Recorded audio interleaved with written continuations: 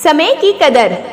दोस्तों, समय बर्बाद करने के हजारों तरीके हैं, लेकिन आप ऐसा कोई तरीका चुनिए जो आपकी जिंदगी बदल दे, इस समाज की जिंदगी बदल दे और इस देश का भविष्य बदल दे। नमस्कार दोस्तों, इसी बात पर मैं आपको एक 3 दोस्तों की कहानी सुनाती हूँ। एक गांव में 3 लड़के रहते थे, राम, श्याम और राजू।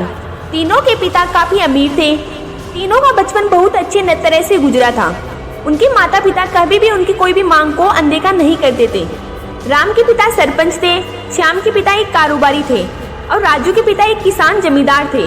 छोटी उम्र से ही उनको सबको लाड प्यार से ऐसा बना दिया था कि ना तो उनको मेहनत का पता था और ना ही उनको समय की परवाह थी। अक्सर वह सारा दिन बस घूमते रहते थे, नशे और अन्य भोग विलास में डूबे रहते थे, जिससे उनके गांव वाले भी दुखी थे। सरपंच और बड़े लोगों के बच्चे होने के कारण उनकी कोई शिकायत कर पाने की हिम्मत नहीं कर पाता था, जिससे उनका मनोबल और बढ़ गया था। एक दिन उनके गांव में बहुत तेज बारिश हुई, जिससे सब लोगों को नुकसान हुआ, जिसमें इन तीनों के पिता भी थे। लेकिन इतना कुछ होने के बाद भी उनके बेटों का वही हाल था। वो बस घूमते रहते, नशा करते, भोग विलास करते रहते थे। माँ बाप काफी चिंतित रहा करते थे। ये तीनों भले ही कितने गंदे थे, लेकिन इन तीनों के अंदर एक खास बात थी जिसकी पहचान किसी को नहीं थी और उनको खुद को भी पता नहीं था। राम एक बहुत अच्छा नेता प्रतिपक्ष था, क्योंकि अपने पिता के पास रहते हुए उसको इतना काफी ज्ञान हो गया था, क्योंकि उसके पिता सरपंच थे। श्याम भी इस तरह से बिजनेस की समझ रखता था, क्योंकि उसके पिता एक कारोबारी थे।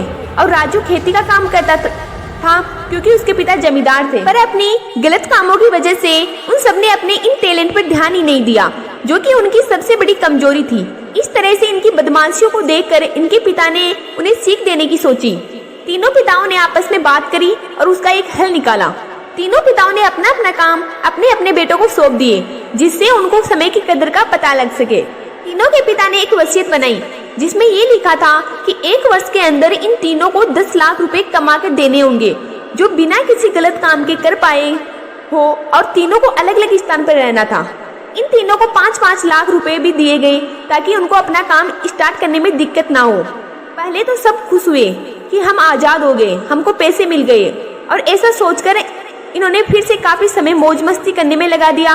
इस तरह से 6 महीने बीत गए और इनका काफी सारा नुकसान भी हुआ।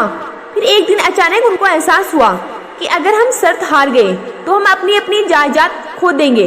धीरे धीरे उनकी चिंता बढ़ने लगी।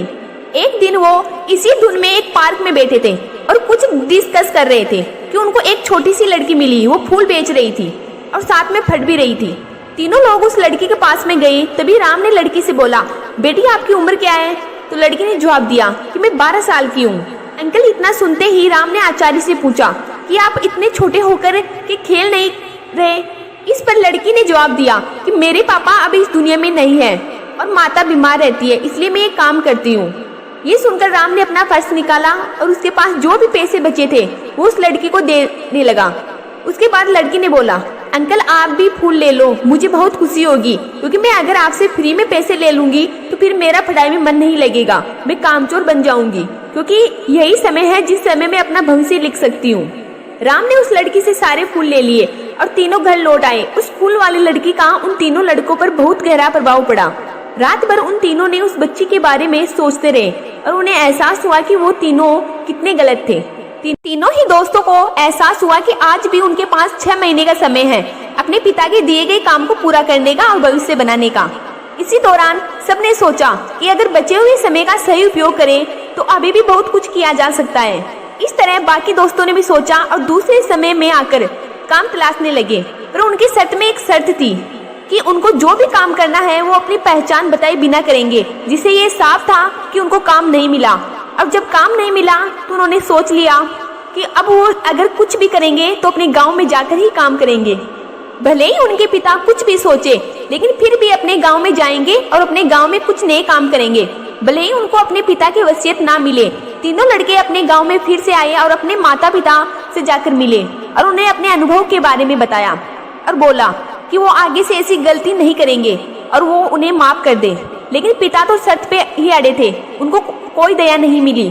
तीनों को फिर से दुख हुआ कि तीनों को अपनी गलती के एहसास होने के बाद भी उनके पिता उनको सपोर्ट नहीं कर रहे हैं, और फिर से वो रात भर सोचते रहे कि अब क्या किया जाए। तीनों ने मिलकर एक स्कीम निकाली। राम अपने मित्रों के साथ में मिलकर लोगों की प्रॉब्लम्स को सुलझाने लगा। जिससे उसको गांव की समस्याओं का ज्ञान हुआ। इसी तरह श्याम भी गांव के विकास के लिए नए नए तरीके सीख गया और राजू को किसानों और बीजों का ज्ञान हो जाने से उसको काफी फायदा हुआ। तीनों ने मिलकर अपने बाकी पैसों को सही ढंग से सही जगह लगाकर गांव को एक नया रूप दे दिया। उनकी कड़ी मेहनत से गांव के लोग क्या दूसरे शहरों के लोग भी उनकी तारीफ करने लगे। उनका गांव तरक्की करने लगा। नई तकनीकों के कारण हर वर्ग के लोगों से उनका जुड़ाव होने लगा और एक समय आने के बाद उनके पिताओं ने भी उन्हें माफ कर दिया। इस तरह से दोस्तों उन तीनों को समय की कीमत का अंदाजा हुआ कि पहले वो कितना समय बर्बाद कर रहे थे, लेकिन जब से उनको समय की कीमत का अंदाजा हुआ तब से उन्होंने समय को बर्बाद नहीं किया और काम करके पैसा कमाया, नाम कमाया।